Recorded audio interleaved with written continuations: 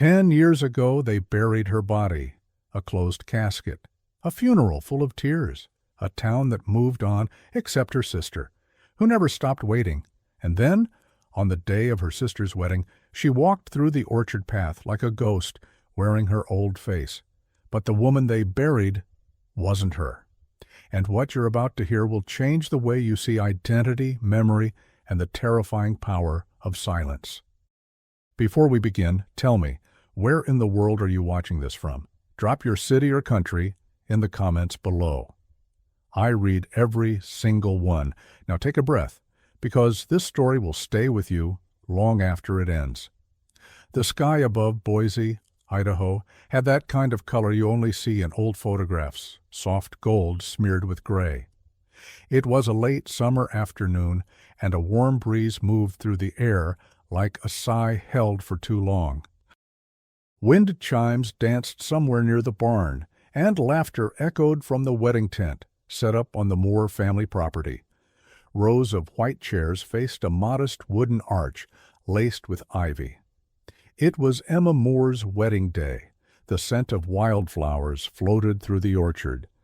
Guests moved about with flutes of champagne in hand, snapping photos and murmuring about how beautiful the bride looked. Emma stood near the house in a cream lace gown that hugged her like it had been sewn onto her skin, her chestnut hair curled and pinned with small white roses. She was glowing, but her smile trembled when she thought no one was watching. Because this day, beautiful as it was, carried a shadow. 10 years earlier, her older sister Rachel had died in a car accident. The crash had happened just outside the city limits, in a rural stretch with no lights and little traffic. Rachel's body had been identified only by dental records and a partial match to DNA. The fire had taken nearly everything, or so they believed. Emma had been just 19 then, too young to fully grasp the brutality of grief, but old enough to feel its weight press into her like an anchor. And yet here she was, trying to step into joy, to move forward, to start again. She never thought her wedding would feel like a betrayal. But how do you celebrate when one chair will always be empty? Music began to play from the speakers, low, soft, haunting in its sweetness. The pianist had chosen Claire de Lune as the prelude before Emma's walk down the aisle. It had been Rachel's favorite piece when they were little, the kind of song that made you stop and stare at nothing, and that's when it happened. A rustling, not of wind or trees, but of whispers. Confused murmurs swelled among the guests. A woman was walking down the gravel path that led to the archway. She wasn't a guest. She wasn't part of the wedding party. Her shoes were worn, her dress plain and sun-faded. But what caught everyone's attention, what made Emma drop her bouquet, was her face. She looked like Rachel. No, more than that, she was Rachel. Some guests thought it was a cruel prank. Others believed it had to be a cousin or distant relative. A few gasped, one woman fainted. But Emma stood frozen, mouth slightly open, eyes wide in disbelief. The woman didn't speak at first. She just stared at Emma with the kind of eyes that looked like they'd seen too much. And then she said the words that ripped open the day, "I'm sorry I missed the last 10 years. The wind died. The laughter stopped. A champagne glass fell to the grass, shattering the silence. The moment unraveled like a loose thread in an old sweater. Emma stepped back, heart racing, tears springing to her eyes. Her father, Gregory Moore, pushed through the crowd, red-faced and demanding answers. Emma's fiancé, Lucas, moved to stand protectively in front of her. But the woman, Rachel, didn't flinch. She raised her hand slowly, as if the gesture could prove her innocence. "I'm not here to ruin anything," she said. Her voice cracked. "I just didn't know where else to go." Gregory was the first to speak. "Rachel Moore is dead." "I buried her myself." But the woman shook her head. "No, you buried someone else." She reached into her pocket and pulled out a small object, something barely visible in her trembling fingers. A rusted charm dangling from a chain. a tiny ballerina in mid-twirl. Emma recognized it instantly. It was the necklace she'd given Rachel the night before the accident. No one else knew she had it. Inside the house, the old Moore family photo wall remained untouched. Black and white frames held memories like relics: birthdays, holidays, Rachel's graduation. One photo in particular showed the two sisters, no older than 10 and 12, sitting in the back of a pickup truck, hair tangled from wind, Rachel holding Emma's hand tightly. That was the kind of bond they had. But 10 years of absence can break any thread. Rachel was taken inside, the wedding put on hold, guests scattered. Emma sat silently at the kitchen table, while Gregory paced near the window, phone in hand. He was calling the sheriff, he said. They needed to test her DNA, make sure. Because none of this made sense. People don't just come back from the dead, he muttered. But the woman calling herself Rachel began to speak. She told them she'd woken up in a clinic 2 years after the supposed crash, that she'd been held there, drugged, disoriented, no ID, no memory. That for years she'd believed she was someone named Marla. It wasn't until 2 months ago, when a nurse left a yearbook near her bed during a quiet night shift, that a memory broke free like a wave hitting a dam. A photo in the yearbook. Her own face. Her real name, Rachel Moore. And from that night on, she began to remember. Rachel said she escaped the clinic after weeks of planning, said the building was in Montana, near Kalispell, said she walked for days, lived in shelters. Found work cleaning rooms at a roadside inn, and when she found a bus ticket left behind by a traveler heading to Boise, she took it. I didn't know if anyone would believe me, she said, but I had to try. Gregory didn't speak, not for a long time. Then he turned to her and said, "Where's the scar on your knee?" Rachel blinked. Slowly, she bent her leg and rolled up her jeans. There, just below the right kneecap, was a jagged white line, same shape, same place. Emma burst into tears. But even as emotion took over, something darker stirred underneath. Why had Rachel's body been identified through dental records? Who was buried in her place? And how could someone vanish for 10 years, only to resurface without explanation? Gregory didn't wait. He contacted the county coroner's office that night, demanding access to the old records. He didn't sleep. Neither did Emma. Meanwhile, Rachel, still wearing the same dress she arrived in, slept in the guest room, the one that had once been hers. Her hands trembled as she traced the edges of her old bookshelf, where a sticker still read, "Private Raches Only," in faded ink. Downstairs, the wedding decorations remained untouched. The cake sat in the fridge, its frosting slowly hardening with the cold. At 3:12 a.m., Emma crept into the hallway and opened the door to Rachel's room. She found her sister staring at a photo. It was of their mother, who had died of cancer 6 years earlier. "I missed her funeral," Rachel whispered. Emma couldn't speak. Rachel's hands trembled again. "I didn't even know she was gone. I thought she'd be here." Emma nodded, then sat beside her. "Who kept you from us, Rach?" Rachel's eyes darkened. "I don't know his name, but I remember his eyes. They were always watching me. And he said one thing every time I asked about my past." "What?" He'd say, "You died." That's all you need to know. Somewhere outside, a motion sensor clicked on. A soft light illuminated the backyard, casting long shadows from the orchard trees. A shape moved between the rows, just for a moment. Emma stood quickly and went to the window, peering into the dark. But by then there was nothing there, just the rustle of leaves and a faint hum of wind. Rachel stepped beside her. "Did you see him?" Emma blinked. "See who?" Rachel's voice dropped. "The man who told me I was dead. He used to wear a green jacket." Emma turned to her, cold crawling up her spine. "Dad used to have a green sheriff's jacket." Rachel went pale. Then, it might not have been a stranger after all. Rachel Moore was the kind of girl who remembered everything.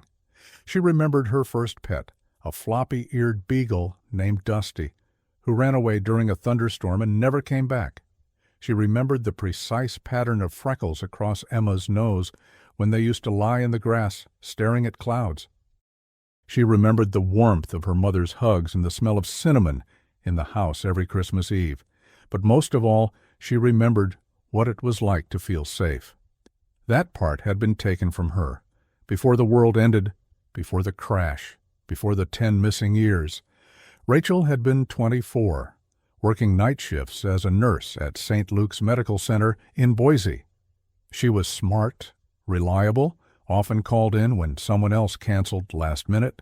She didn't complain. She didn't party. Her life was structured, predictable, and filled with a quiet kind of joy that most people wouldn't notice unless they were looking for it. She had dreams, big ones. She wanted to become a trauma specialist and travel to underserved areas. She'd applied to a postgraduate program in Seattle and was awaiting the acceptance letter the night of the accident. That letter had arrived 2 days after she was declared dead. Emma found it. She never opened it. Rachel's mother, Evelyn Moore, had been her closest friend. They spoke on the phone nearly every night. Evelyn was kind, fiercely loyal, and had a stubborn streak that made her both beloved and impossible to argue with. When Rachel graduated from nursing school, Evelyn made a scrapbook with handwritten notes on every page. "For your future patients," she wrote, "may you be the last hand they hold on their hardest day." That scrapbook still sat on a shelf in the guest room. When Rachel found it, she cried for hours. Gregory Moore, on the other hand, had always been a hard man to read. A former sheriff, he was respected in the community, known for his stern demeanor, firm handshake, and cold coffee that somehow never bothered him. He wasn't cruel, he just wasn't soft. Rachel used to call him the statue. Not to his face, but to Emma, during long talks in their shared room when they were teenagers. Gregory had once said to Rachel, "The world doesn't give you time to fall apart. You stand, that's what you do." It wasn't advice, it was a command. And yet, when Rachel died, Gregory changed. He withdrew, stopped going to church, stopped fishing, retired early, started keeping to himself. Some thought he was mourning in silence. Emma, even back then, thought it was something more. In the weeks before the crash, Rachel had started noticing strange things. An unfamiliar car parked across the street, a phone call with no voice on the other end, her mailbox left open, even when she was sure she'd closed it. She told her mom, she told Emma, everyone chalked it up to stress. She had a lot going on, they said. But then came the night of the accident. Rachel had been driving home from a shift, exhausted. She remembered that much. And then, nothing.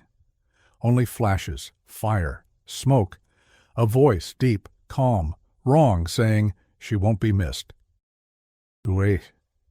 In the clinic where she woke up years later, Rachel was told her name was Marla Whitmore. She was told she had been in a terrible accident, that her mind was fragile, that she'd fabricated memories to cope. They called it induced dissociative amnesia. They gave her pills. They gave her a journal and said to start fresh. So she did. For months she believed them. Until one night a new nurse started working there, a quiet woman named Clara with gentle eyes and a habit of leaving books behind. Clara had a teenage daughter and often read during night shifts. One night she left behind an old yearbook on the staff table. Rachel saw it while sweeping. She opened to a random page and stared into her own face. The caption said, "Rachel Moore, voted most likely to save the world." Everything cracked open after that. Back in Boise, Emma began sorting through old boxes in the attic. She wasn't sure what she was looking for, maybe proof, maybe comfort. She found Rachel's high school backpack still zipped and untouched. Inside was a photo strip of the two of them at the county fair. Emma was 15, Rachel was 20. They were both eating cotton candy, laughing so hard one of the photos caught them mid-scream. On the back, Rachel had written, "Even when I'm not around, always love you, always." Emma folded the photo and put it in her pocket. Rachel had always had a mind like a vault. Even after all the years, memories started to return with vivid precision. The scar on her knee from when she fell off her bike chasing after Emma. The night she and Daniel Reed kissed behind the old water tower. The fight she had with Gregory after refusing to take a desk job at the sheriff's office. Everything was coming back, and with it came something darker, a fragment. A memory of someone sitting beside her hospital bed, someone wearing a green jacket. She couldn't see the face, but she remembered the words. "You don't exist anymore, Rachel." Downstairs, Gregory sat alone at the dining table, turning over a sealed manila envelope. It contained the coroner's report from 10 years earlier. He hadn't read it in a long time. He wasn't sure why he had requested a second copy now. Maybe part of him was hoping to find a loophole, some oversight that would explain the impossible. The report was thorough. Dental match confirmed. The car was hers. The ID was hers. But something stuck out. In the personal effects section, the report said, "Necklace, none found." Gregory's brow furrowed. The ballerina necklace. Rachel still had it. Late that night, Emma asked Rachel what she remembered about the day she left work. Rachel closed her eyes. "I remember pulling out of the parking lot. I remember headlights, bright ones, coming fast." She paused. "I remember someone opening my door. And then, I think I was injected with something." Emma's voice dropped. "You think someone took you?" Rachel nodded slowly. They made it look like an accident, but it wasn't. Daniel Reed had married someone else 6 years ago. He and Rachel had dated briefly, right before her disappearance, but things had ended awkwardly. Now he ran a small real estate business in town. When he heard about Rachel's return, he didn't believe it. He showed up the next day to see for himself. Their reunion was strange. They hugged, but it felt like two strangers pretending to remember how to dance. "You look the same," he said. "You don't," she replied. He laughed nervously, and then asked the question no one else had the courage to ask. "If that wasn't you in the car, then who did we bury?" Rachel spent the next day walking the orchard path alone, retracing old steps. She found a rusted swing set, nearly swallowed by weeds. She found a tin box, half buried under the porch, where she and Emma had stored emergency candy as kids. Inside the box, wrapped in plastic, was a letter addressed to her. Written by Emma, dated 2 days after her funeral. "Dear Rach, I don't believe you're gone. I don't care what they say. Every time the wind hits the trees, I hear your voice. Every time the light flickers, I think you're trying to talk to me. I'll never stop waiting." Rachel sat on the steps and cried. That night, Emma made up a bed for her sister in the room they used to share. It was still painted in lavender with old posters on the wall, Beyoncé, the OC, and a faded banner from Rachel's graduation. As Rachel lay in bed staring at the ceiling, she whispered, "What if I never remember everything?" Emma sat on the edge of the bed holding her sister's hand. "Then we'll remember it together." And in the silence that followed, they both felt the weight of 10 missing years settle between them like a ghost. Neither of them had invited, but neither could ignore. Outside, the wind picked up. The swing creaked. The orchard trees swayed. And at the edge of the property, headlights flickered in the dark. Someone was watching. Again. It started with the photo. A single image slipped under the Moore family's front door the morning after Rachel returned. Emma had woken early to make coffee, still wearing her robe, still unsure whether she was dreaming. The sun was low, just starting to paint the kitchen walls in pale orange. She opened the door to grab the newspaper, but instead she found an envelope with no name, no address. Inside, an old photograph, slightly bent at the corners, a picture of Rachel sitting on a hospital bed. Her hair was shorter, her eyes tired.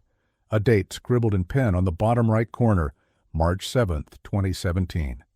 4 years after her funeral. Emma called Rachel immediately. Rachel stared at the photo for a long time, silent. Then, softly, "That's me. I remember the sheets." Emma frowned. "You mean the blue pattern?" Rachel nodded. They were the only ones in the facility that had stripes. The nurse called it the ocean bed. "I used to ask for it." Emma turned the photo over. On the back, a typed message. "You were never supposed to come back." Later that day, Gregory drove into town to request surveillance footage from a camera across the street. But the owner of the local hardware store said the camera had stopped recording weeks ago. Coincidence? Maybe. But when Gregory returned home, he found his office door ajar. He always locked it. Nothing appeared stolen, but his laptop had been moved. Files on his desk had been shuffled. And his drawer, the one with the pistol, was open. The gun was missing. Meanwhile, Rachel had begun to have nightmares. In them, she was walking down a hallway with no doors, only mirrors. But when she looked into them, her reflection stared back without blinking. It never moved, just stared, while Rachel kept walking. In one dream, she opened her mouth to scream, but no sound came out, only smoke. When she woke, the smell of antiseptic filled her nose, though no one else noticed anything. 3 days later, Emma received an email from an anonymous sender. Subject, "You're in danger." Attached, a scanned medical file. It was labeled with Rachel's real name, but stamped "deceased" in bold red letters across the top. The file detailed sedative use, memory suppression treatments, and a discharge form from a private institution in Montana. But the signature at the bottom was the most disturbing part. Dr. Victor Lang, the same coroner who had signed Rachel's death certificate 10 years ago. Emma printed the email and brought it straight to Gregory. He stared at it for a long time, then muttered, "Lang retired 5 years ago, moved to Arizona, said he wanted to be near the desert, claimed the cold made his bones ache." Emma asked, "Did he ever say anything strange about Rachel's case?" Gregory hesitated. And then finally, "He said it was the only one he never felt comfortable closing." That night, Emma and Rachel sat together on the porch, watching the orchard trees sway in the wind. Rachel clutched the old ballerina necklace in her fist like a lifeline. "I remember him," she said softly. "Lang?" Rachel nodded. "He came to the clinic once. I was half conscious. He told the nurse he was checking progress.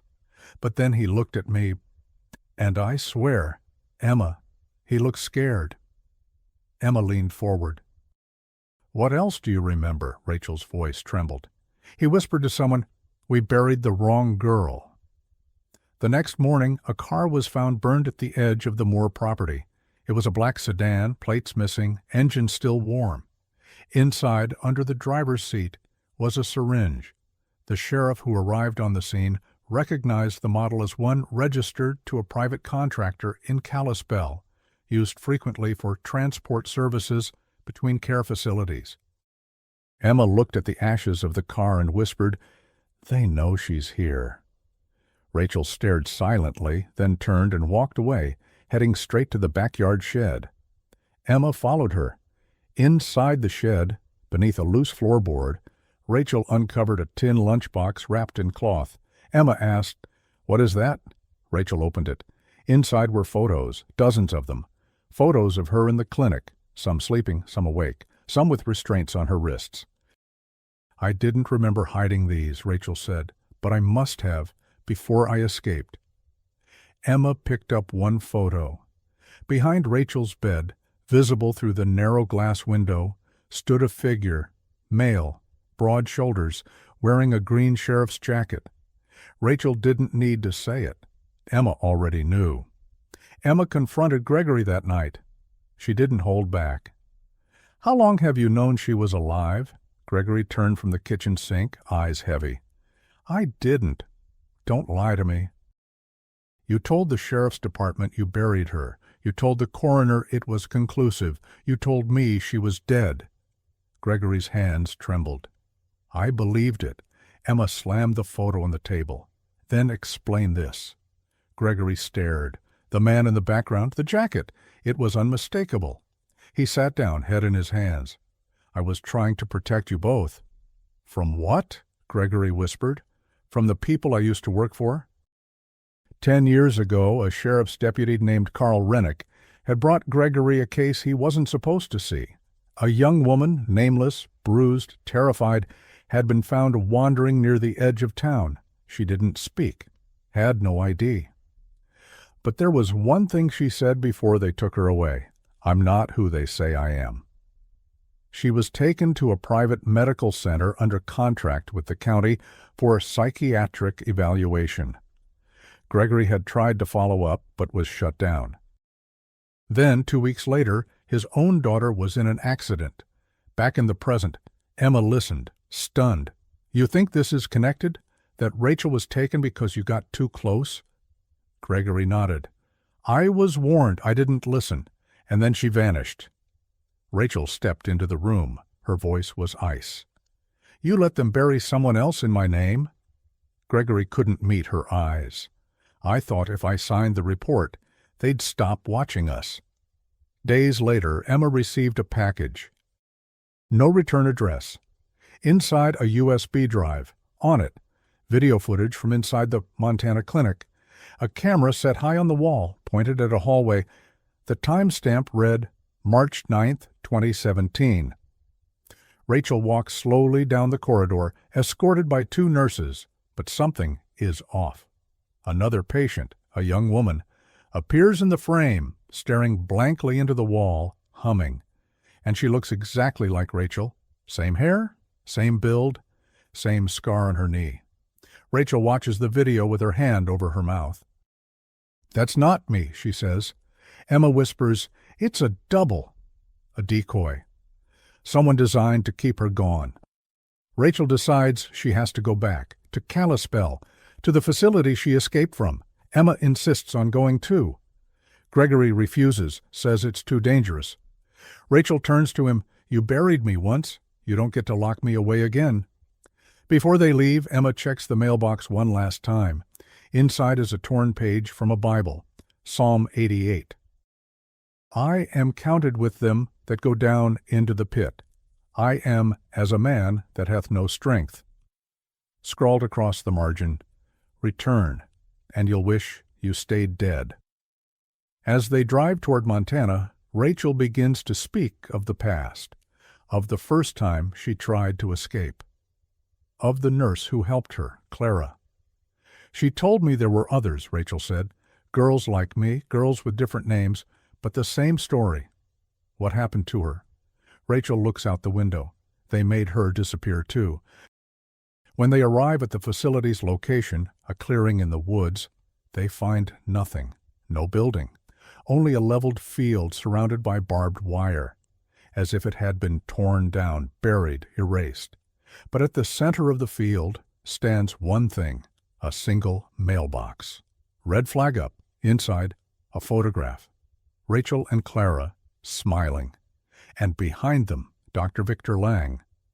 The photo in the mailbox changed everything. Rachel stood in the middle of the field where the clinic once stood, wind in her hair, dirt under her feet, holding proof that her memories were real, not imagined, not delusions, real. Emma took the photo gently and turned it over. On the back, scrawled in pen, "Kalispell wasn't the beginning, start at the lake." They didn't know what it meant yet, but Rachel did remember a lake. When she was first moved from the facility, she'd spent nearly 8 months in a place she remembered only in flashes. A cold room, an iron bed, a view of pine trees from a single window. And beyond the trees, water. It had to be Flathead Lake, the largest natural freshwater lake west of the Mississippi, a place that locals said could hide a warship, and maybe, as Rachel and Emma would discover, something darker than that. They drove to Flathead, the sky turning steel gray, clouds low over the mountains. Emma was tense behind the wheel, gripping the steering wheel tighter than necessary. "What if they're still watching us?" she asked. Rachel stared out the window. They are. At a gas station on the outskirts of town, they asked an old man for directions to any old private medical centers that might have existed by the lake. The man scratched his beard and said, "There was one, years back. Whisper Lake House. Run by some psychiatric group, but it shut down after a fire. Nothing left now but ruins." "Where exactly?" He pointed. "About 6 miles that way, down a private road. You'll need to walk part of it. Trees have taken most of it back." They parked and hiked in. Branches clawed at their jackets, and the scent of pine and decay grew heavier with every step. After nearly an hour of walking, they found it. A skeletal building, half collapsed. Bricks blackened by fire, ivy swallowing the stone. Rachel stopped breathing. "This is it," she whispered. Emma followed her up the steps into the wreckage. The walls were charred, a metal bed frame twisted in one corner, cabinets gutted by fire. And then Rachel stopped. She turned toward what remained of a nurse's station. Slowly, she stepped behind the counter and reached down beneath a loose floorboard. Her hands trembled as she pulled out a rusted tin box. Emma watched in silence. Inside, a single cassette tape. A name tag, Clara Mendez, RN. A folded index card with a phone number and something else. A small square photo of a girl, not Rachel, but someone who looked exactly like her. They played the cassette that night in their motel room. Rachel had to use an old tape recorder they bought at a thrift store nearby. The tape hissed, then crackled, and Clara's voice filled the room. "If you're hearing this, it means they've either taken me or I've run. I don't know who you are, but I hope it's you, Rachel. I hope you found this." Emma looked over at Rachel, who sat frozen. Clara continued, "You were brought here under a name that isn't yours. They said you were a Jane Doe, that you needed reprogramming.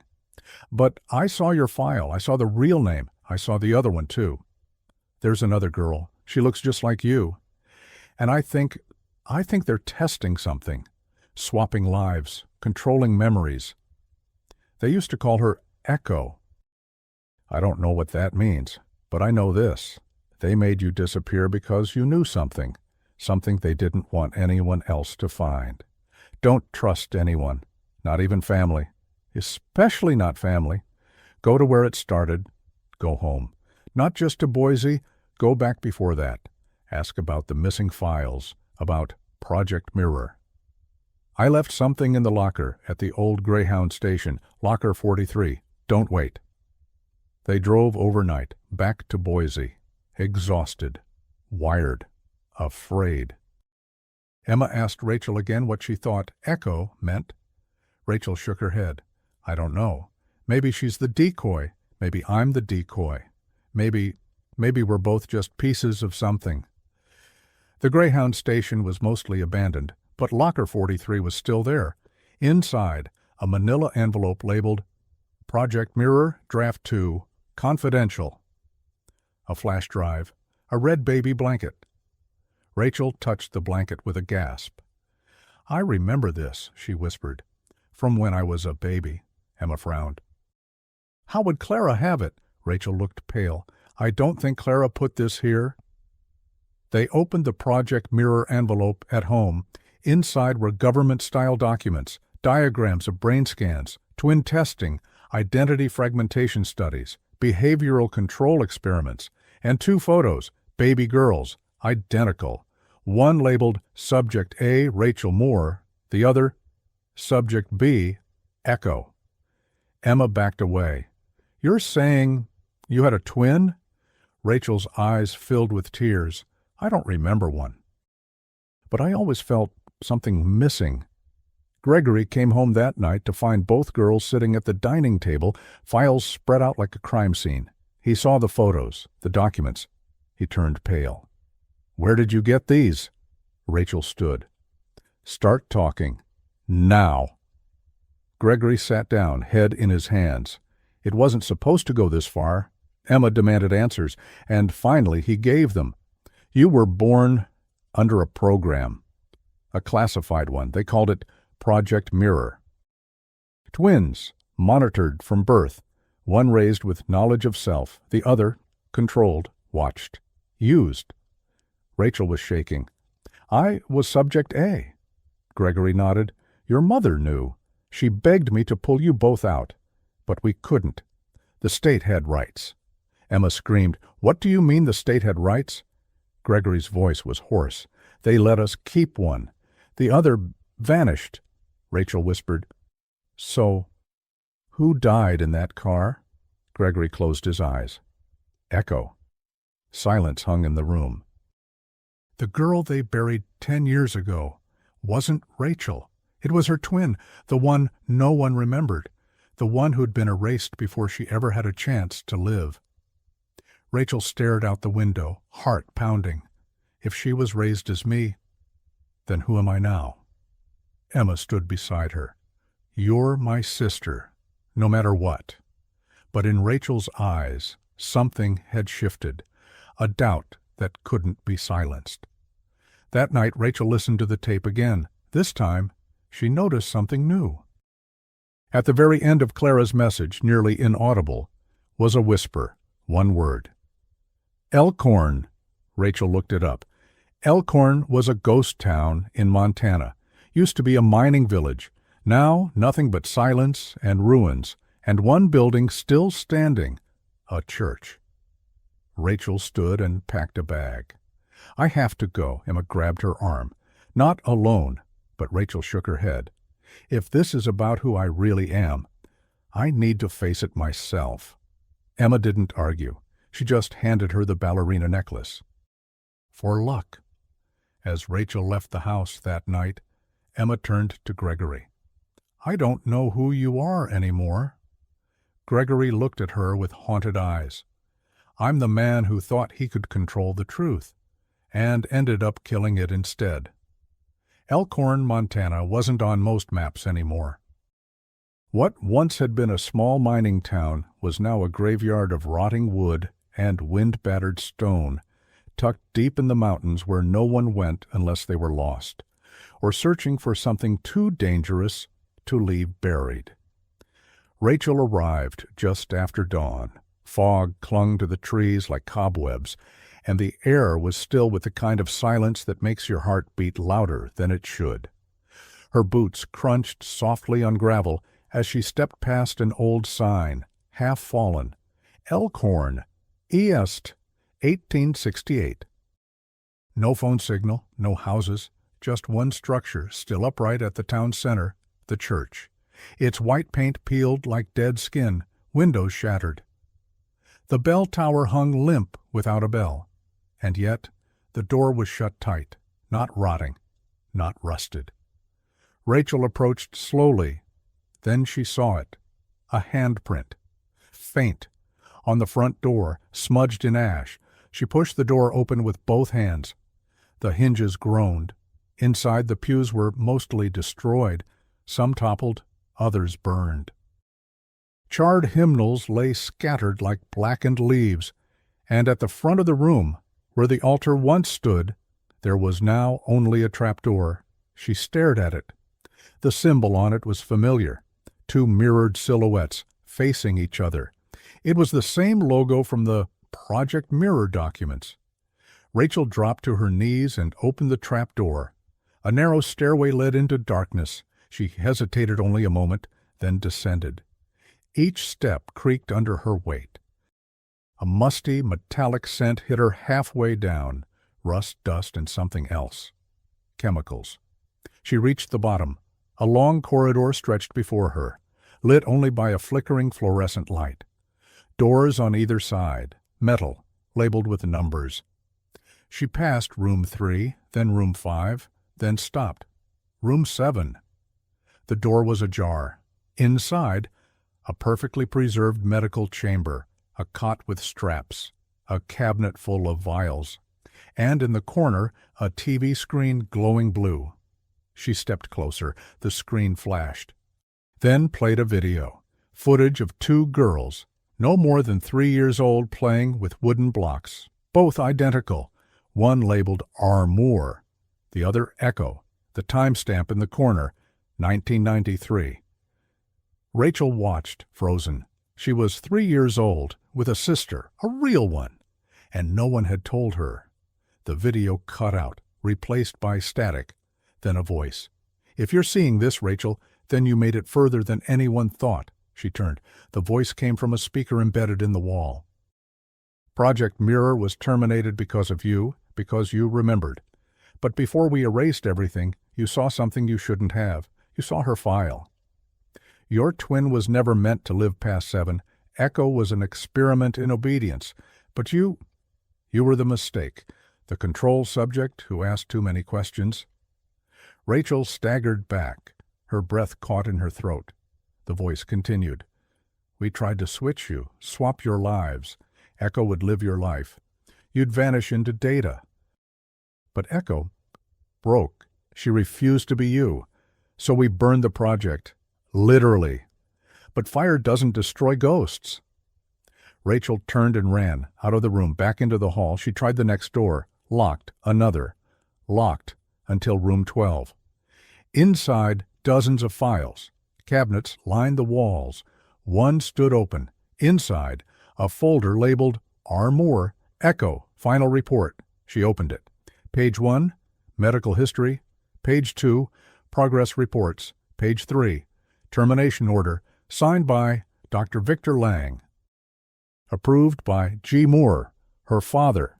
She dropped the folder. The floor tilted. Her father hadn't just known. He hadn't just covered it up. He had signed off on her death. She stumbled out into the corridor again, dizzy, stomach churning, and then she heard it. A footstep, not hers. She turned. A figure stood at the far end of the hallway. Male, tall, in a green sheriff's jacket. Rachel stepped back. "Who are you?" she demanded. The man stepped forward, closer. His face emerged from the shadows. It was not her father, but it was someone she recognized, Dr. Victor Lang. He looked older now, hair gray, eyes tired, but calm, too calm. "You weren't supposed to come back," he said. Rachel backed away. "You're supposed to be dead," he smirked. "A convenient rumor." She clenched her fists. "You killed my sister." Lang shook his head. "No, your father did." Rachel ran. Through the hallway, up the stairs, out the church. Lang didn't follow. She didn't stop running until she reached her car. Hands shaking, she turned the ignition. Gravel spat beneath the tires as she drove out of Elkhorn like a woman possessed. Back in Boise, Emma waited anxiously. Rachel hadn't called in hours. Then, just before midnight, the door opened. Rachel stood there, wild-eyed, dirt on her clothes, ash in her hair. She collapsed into Emma's arms. "He signed it," she whispered. Emma held her tighter. "What?" "My death order, Dad. He signed it." They confronted Gregory together the next morning. He didn't deny it.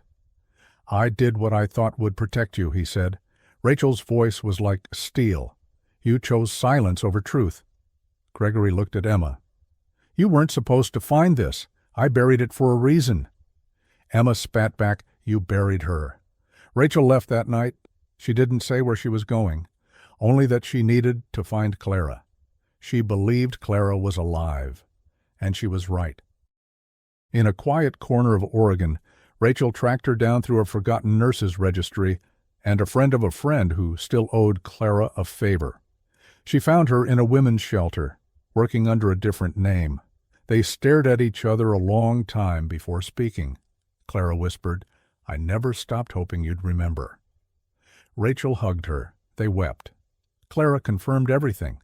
Project Mirror had over a dozen subjects. Most failed. Only 2 survived childhood, Rachel and Echo. Rachel was meant to be the control. Echo, the programmable twin. But Echo resisted. She loved Rachel. And when they tried to erase Rachel's identity, Echo fought back. She stole the car, faked the accident, tried to save her sister, and died in the process. Echo had never been the monster. She was the hero. Rachel returned to Boise weeks later. She had one goal left: tell the world. She brought the documents, the photos, the audio files, and she handed them to a journalist named Helen Stokes, who specialized in government whistleblower stories. The article broke the internet. The headline, "She was buried 10 years ago, then walked into her sister's wedding." The fallout was swift. Dr. Lang was arrested. Others were named. Gregory Moore resigned from public life, vanishing into obscurity, and Rachel. She finally got her name back, but more importantly, Echo did too. She had a memorial built, not for herself, for Echo. The plaque read, "For the sister who died trying to save the one the world forgot. You lived with courage, you died with truth." And beneath that, her name was Echo, and she mattered.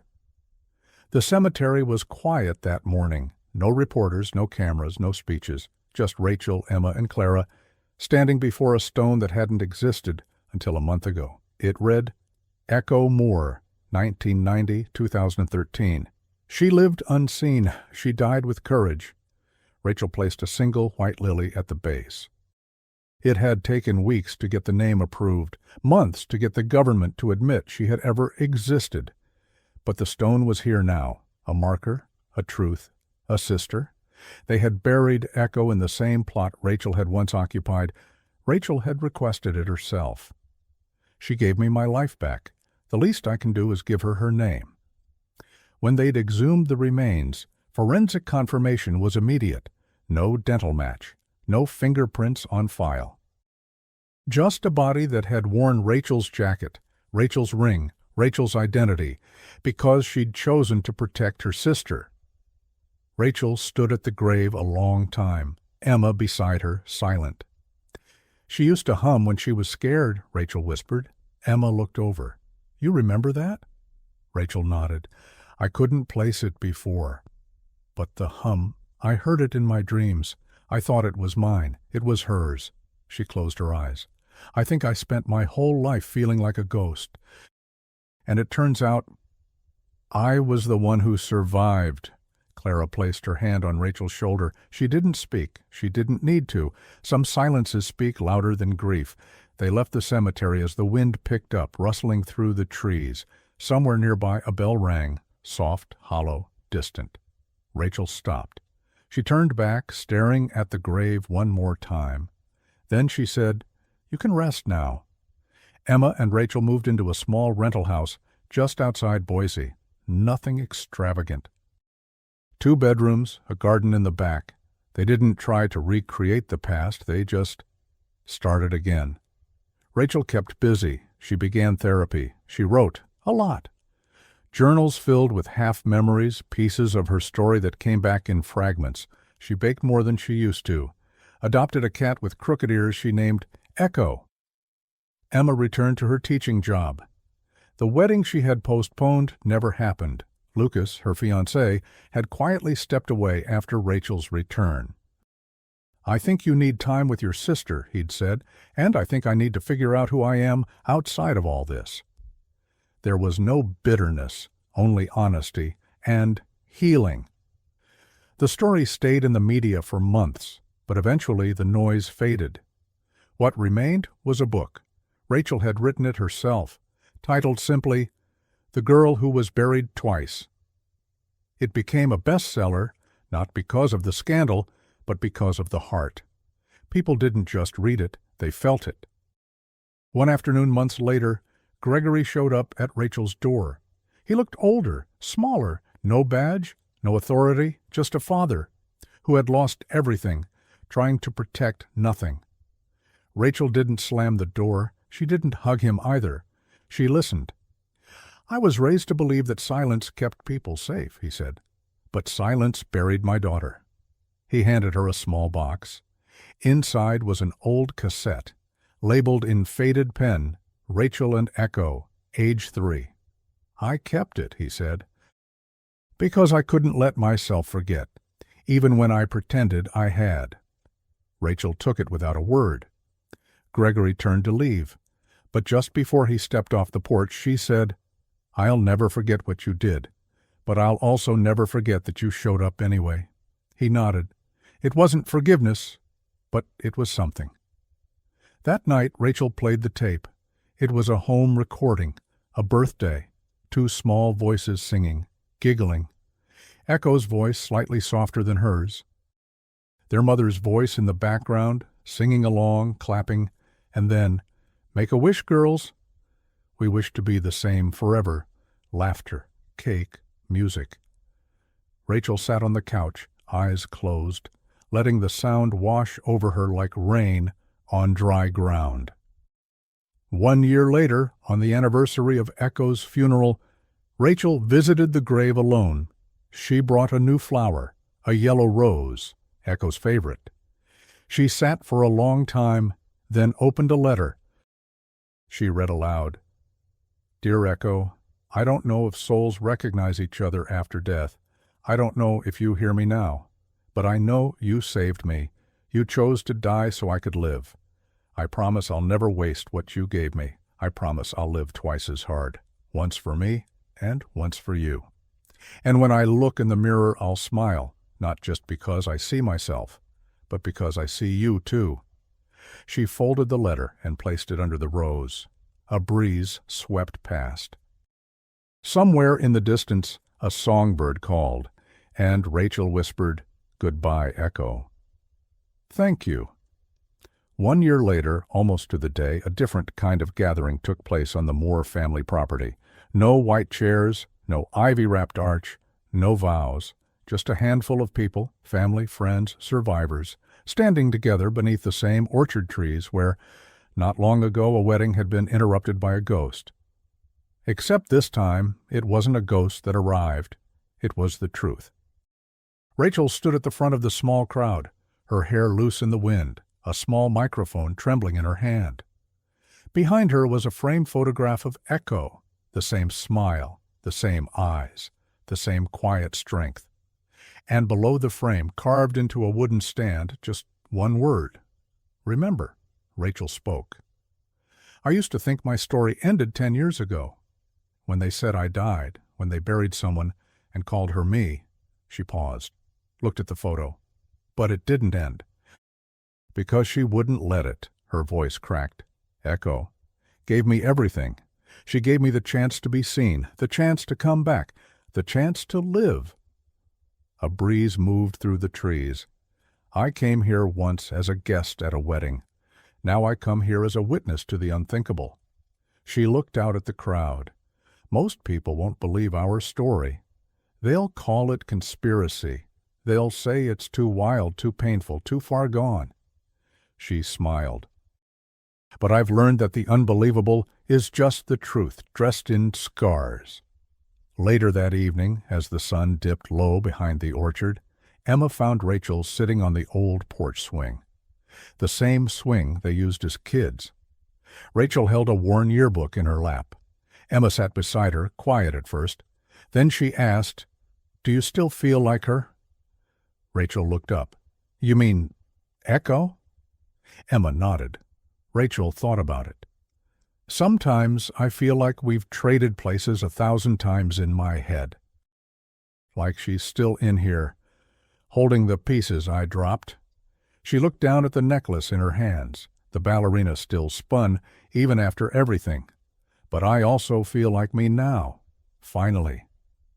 They sat there until the stars came out, until the only sounds left were the soft creaks of the swing and the wind moving through the apple trees. Rachel whispered, "Do you remember what she said in that video? The little version of her?" Emma smiled. "We wish to be the same forever." Rachel nodded. And for a moment, in the hush of that evening, they were. Months passed. Rachel moved to Portland, where she took a job as a trauma counselor for women who had been institutionalized without consent. She never used her story to gain fame. She only told it to help others find theirs. She began mentoring girls from the foster system. She joined panels. She gave a TED Talk titled, "Being Buried Isn't Always the End." And in every talk, every meeting, every conversation, she said the same thing. "My sister didn't die to make me feel special. She died to make me feel real." Emma stayed in Boise, eventually marrying a man named Caleb, quiet, kind, who never asked too many questions but always listened when she needed him to. Rachel was her maid of honor. They kept it small, just family. No dramatic entrances.